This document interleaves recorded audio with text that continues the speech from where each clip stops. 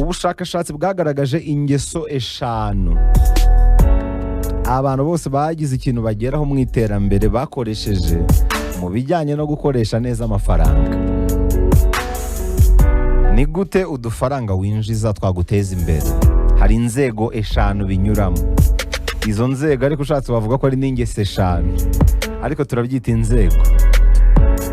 Ku ishuri wize gukorera amafaranga, ariko ntabwo bigeze bakwigisha uburyo amafaranga yagukorera.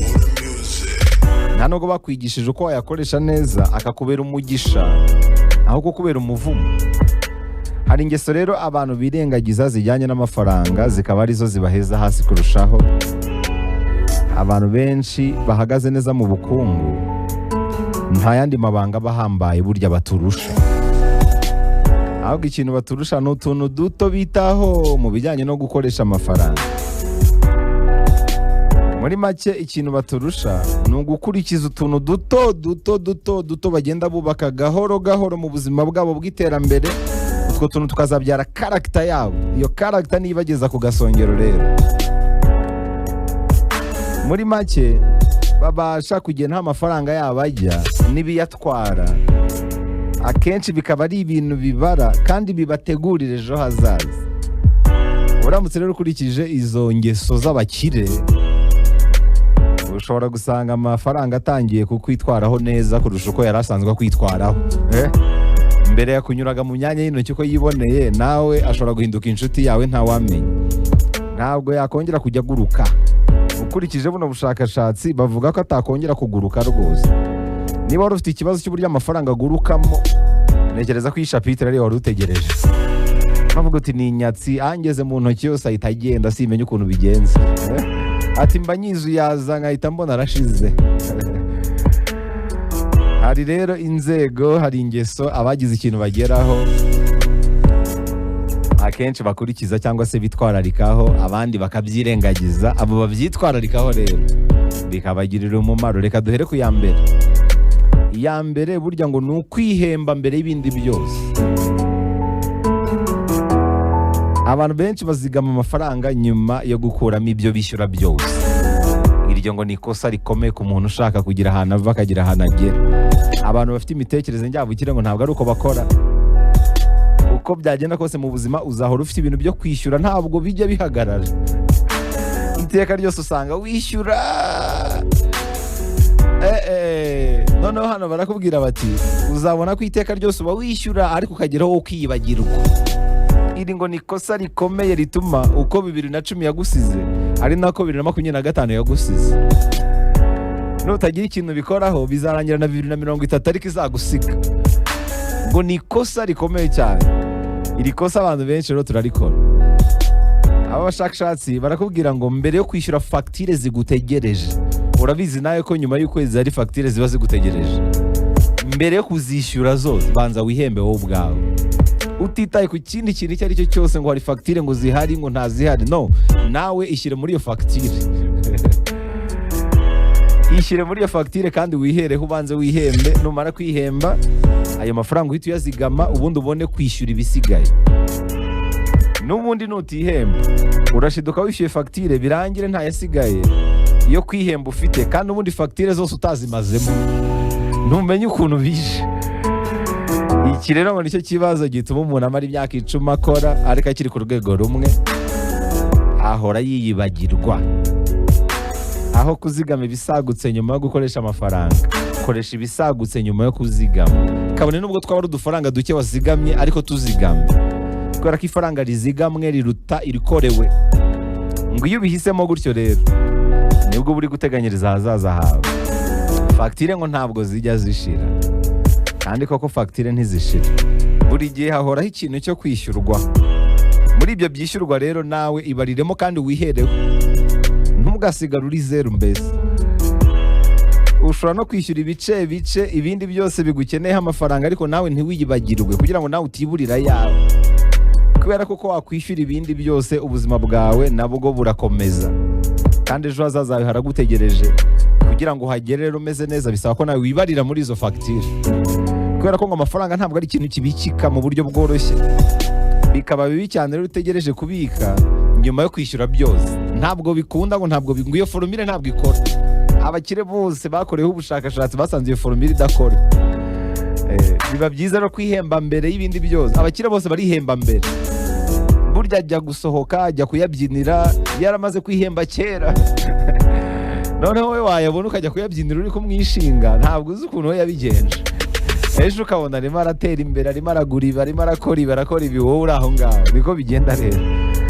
Noneho hano ariko psychologically mu bijyanye n'imitekerereze, ngo iyo ubikoze gutyo ibigutwarira ubukungu bisigara bigendera ku bisigaye umaze kwihemba kurusha uko we wagendera ku bisigaye umaze kwishyura.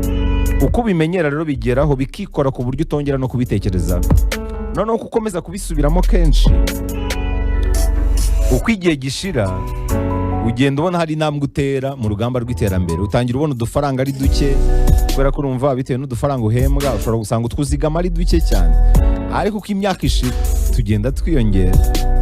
Icyo gihe uba utangiye gucurika ikibuga cy'ubukene umazemo imyaka myinshi. Noneho kandi uko ubimenyera bigeraho bikiyubaka muri wowe, bikaba umusingi w'ubuzima busanzwe. Nk'uko ubona amafaranga ugasesagura, uhita unayabona kuvuga utereka mbanze n'ihembe, bikageraho bikaba ubuzima busanzwe. Ntabwo wongera kubaho ubuzima wari usanzwe ubamo iyo uhisemo iyi formule, ko ni formule yoroshye kandi abakire bose ngo barayikoresha. Noneho iyo umaze kutugwiza rero, katuvuge urigomwe, umaze imyaka 4 wigomwa, umaze imyaka 5 wigomwa, muri ubwo buryo hari utwo uba umaze kugwiza. Utwo umaze kugwiza rero turahita dukurikirwa n'iyi ngeso ya kabiri. Ingeso ya kabiri iravuga ngo tuma amafaranga umaze kwizigamira muri icyo gihe umaze akorera andi. Kwihemba ni kimwe, ariko kuyaryamisha kuri banki gusa ngo ntacyo bimara. Mu rugamba rwo gukomeza gutera agatambwe, iyo umaze kwizigamira udufaranga tugaragara bitewe n'ayo wihemba buri kwezi, noneho utangira gutekereza uko yabyara andi. Abantu benshi rero bafata amafaranga yabo bakayarekera hariya gusa, babona andi wenda bakongeraho gutyo, ariko iyo atikoresha ubwayo aba ari kugenda atagaciro. Mu rugamba rwo guhindura ubuzima, ngo iri naryo ngo ni ikosa rikomeye. Abakire ntabwo babikora gutya. Abahanga mu by'ubukungu bakubwira ko niba ugize umugisha wo kugwiza ubwizigame runaka, izi ni inzego zo gukira, ni inzego zo gutera imbere. Noneho niba umaze kugira umugisha wo kwizigama udufaranga runaka, tekereza uburyo ubwo bwizigame bwahinduka imbuto. Ni gute noneho nabiba nkasarura? N'ubundi izi formule musanzwe muzizi, ariko noneho zitondekanyije mu buryo bworoshye cyane ku buryo wabyumva kurushaho.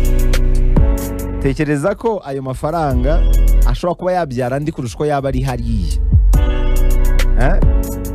Hari ibintu ushobora kuyashyiramo bikaba bibyara andi kandi ubuzima bwawe bwakomeje nk'aho nta cyabaye,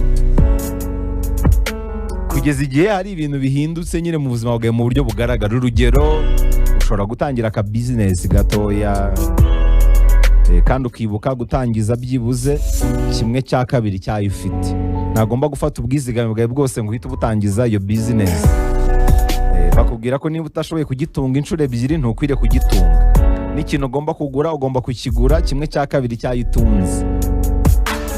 Niba ushaka gukora business ya miliyoni 10, birasaba ko ufite ubwizigame nk'ubwa miliyoni 20 n'urugero. Niba ushaka gukora business y'ibihumbi 500, biragusaba kuba ufite miliyoni. Nuko nk'uko iri tegeko rivuga. Uretse na business, ushobora no kugura imigabane muri kampani runaka, ushaka kugura ubutaka bukazakungukira mu bihe biri imbere. Ubwo bwizigame ntabwo bugomba kuguma ahantu hamwe buteretse, oya, bugomba kubyara ubundi. Fataho ayishora mu bintu runaka byarandi. Wagura inzu ugatangira kuzikodesha, wakubaka ugakodesha, byaterwa nyine n'ubwizigame ufite. Ahangaha bigendana n'umuntu ku muntu, uko niko amafaranga rero abyara andi.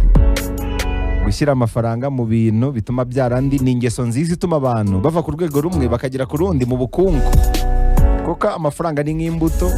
Imbuto nuzirekera mu mifuka ntacyo zizabyara, ariko nuzishyira mu butaka zizamera zibyara imbuto nyinshi. Gusa mu gutuma amafaranga abyara andi bisaba kubikorana ubwenge nyine, ukareba ikigukorera kurusha ikindi akaba ari cyo ushoramo, ukazirikana ko akenshi hari ibintu ushobora gutwara igihe kugira ngo bibyare umusaruro. Hari ibyihuta, hari n'ibyo ushobora gushoramo bikanga, nabyo bibaho, ugomba kubitekereza. Gusa hano barakubwira ngo ikibara ni uwo muco uba uri kwihingamo. uwo muco wo guhora ushaka ko amafaranga yawe yabyara andi niwo muco abakire bagira wowe utagira. Byakunda bitakunda kubaka iyo ngeso ubwabyo birahagije, mu gihe nyacyo bizageraho bikunda. Upfa kuba wifitemo ubwo bushake, uko imyaka ishira niko iyi ngeso igenda yubaka muri wowe ku buryo ihinduka umusingi ugize ubuzima bwawe. Icyo gihe rero amafaranga atangira kugukorera kurusha uko uyakorera. Hanyuma icya gatatu nacyo kirajyanirana n'ibintu ugura mu buzima bwa buri munsi. Urabona iyo utangiye kwizigama hari ibintu ukenera kugura. Umutego urimo mu bantu ni uko iyo atangiye kugura agura agamije kwinezeza kurusha uko agura agamije ikintu cy'umumaro. Hano rero barakubwira ngo gura ibintu bizaguha inyungu nyuma y'igihe runaka. Kugura ni igice kigize ubuzima bwa buri munsi. Abahanga mu bukungu rero ku kintu kijyanye no kugura hari undi muco utangaje batubwira. Buri gihe agura ibintu ku buryo igihe icyo ari cyo cyose yashaka kubirekura bishobora kuzamusigira inyungu. Nta muntu ufite imitekerereze njyabukire ujya ugura ikintu agamije kwinezeza gusa. Oya, buri gihe yishyura amafaranga yabanje gutekereza mu hazaza. Inyungu aba yamaze kuyitekerereza mu buzima buzaza. Niyo yishyuye ikintu runaka aba avuga ati iki kintu kiranyungura iki mu hazaza. Niyo mpamvu no mu gutagaguza amafaranga ye cyangwa se mu gusesagura amafaranga ye akenshi yatanga ari gutekereza mu hazaza. Ashobora no kwishyura ibintu bituma yiyungura ubumenyi, bimuzamurira urwego, kumuhuza n'ibintu by'umumaro. Muri make arekura amafaranga ye ku bintu bimwubaka kurusha ibimusenya. Mbere yo kugura arabanza akibaza ati ese ibi bintu hari icyo byamfasha mu hazaza? Nuvuga ifaranga ry'uyu muntu risohoka ari uko yabanje kureba mu hazaza. Ni ibintu bituma yiga se? Ni ibintu bituma akora neza kurushaho? Ni ibintu bituma yihuta mu kazi se? Ni igikoresho gituma ibintu bigenda neza kurushaho se? Muri make areba agaciro kurusha igiciro. Yishyura amafaranga ye ku bintu bimufungura indi miryango yo kubyarana. Muri make gutakaza amafaranga kwe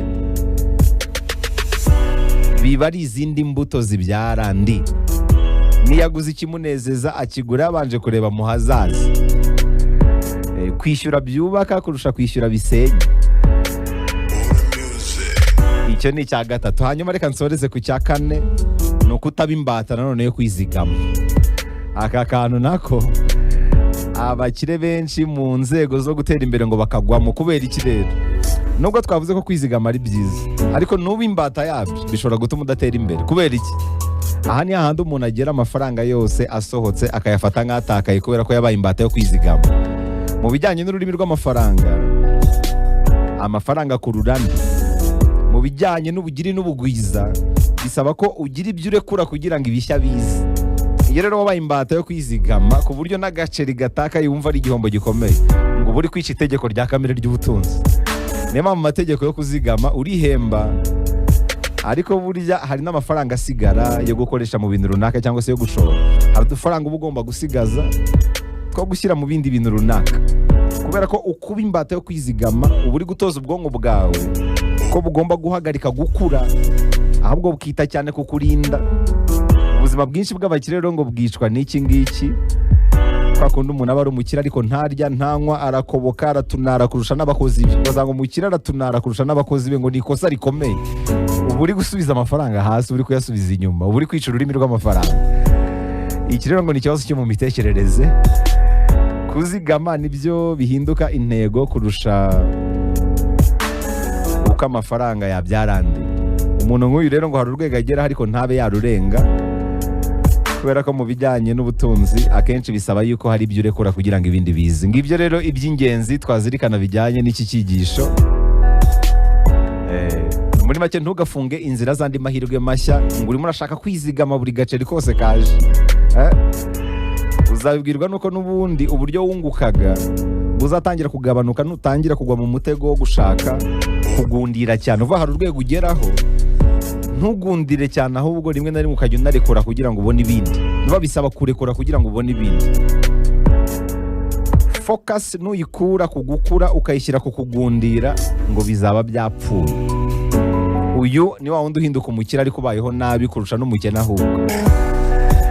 Abenshi hano niho basigingirira rero n'ubuzima bukabiha, kubera ko kamere y'amafaranga imeze nk'amazi. Amazi rero agomba guhora atemba. Amazi agomba guhora atemba. Iyo ushatse rero kuyagundira ahinduka ikidendezi, kandi ikidendezi nta buzima bubamo.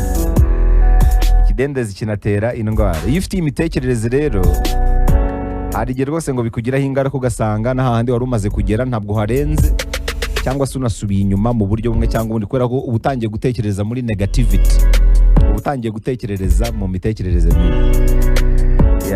Mbivuze nihuta rero kubera iminota, ariko iby'ingenzi byibuze birumvikanye. Ngizo rero ingeso enye zituma umuntu atera imbere gahoro gahoro mu bukungu, kandi abohotse akabwishimira, bikanamugirira umumaro, bikazagira n'umumaro abantu, ukazahinduka wa muntu w'umutunzi ariko nabayeho neza, ufite freedom. Ntabwo amafaranga agomba kukuboha, agomba kukubohora.